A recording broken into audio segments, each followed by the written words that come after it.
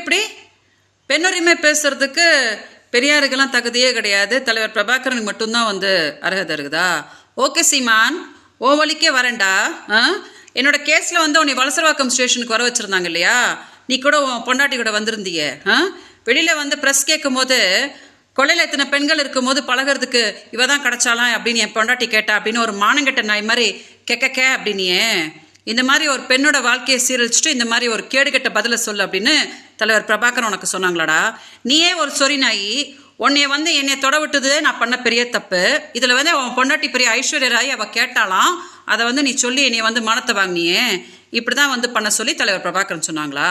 அப்புறம் என்ன சொன்ன இன்னைக்கு பெரியார்? என்ன சொன்ன? நான் இருக்கும்போது என் பொண்டாட்டி இன்னொருத்தி கூட போகிறதோ தப்பு இல்லை அப்படின்னு பெரியார் சொன்னா அப்படின்னா, நீ தலைவர் பிரபாகரோட பையனா, உன் பொண்டாட்டி மருமக தானடா?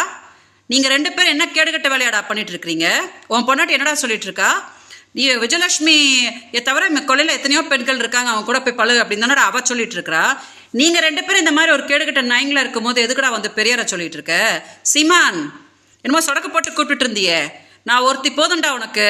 நீ உண்மையான ஆம்பளையா இருந்தா தலைவர் பிரபாகர் மேலே சத்தியம் பண்ணி சொல்கிறா, நான் விஜயலட்சுமி வாழ்க்கையை சீரழிக்கவே இல்லை, அவளோட புருஷன் கிடையாது, மாதம் 50,000 ரூபாய் கொடுக்குறா அப்படின்னு சொல்லி நான் அவளை துன்பப்படுத்தலை அப்படின்னு சத்தியம் பண்ணுறா பார்க்கலாம். எதுக்கடா தமிழ்நாடு மக்களோட அப்படி ஏமாத்துற?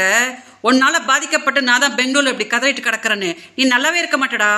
தமிழ்நாடு மக்கள் ஒரு நாள் நீ செருப்பு கழட்டுன்னு அடி நடிக்க போகிறாங்கடா, அப்போ தான் நீ அடங்க போகிற. தயவு செஞ்சு மீடியா அதை டெலிகாஸ்ட் பண்ணுங்க. நீ ஏன் முதல்ல ஒழுங்கு கிடையாது, அதை மறைச்சிட்டு நீ பெரியாரு அவங்க இவங்கன்னு பேசுற இல்லையா?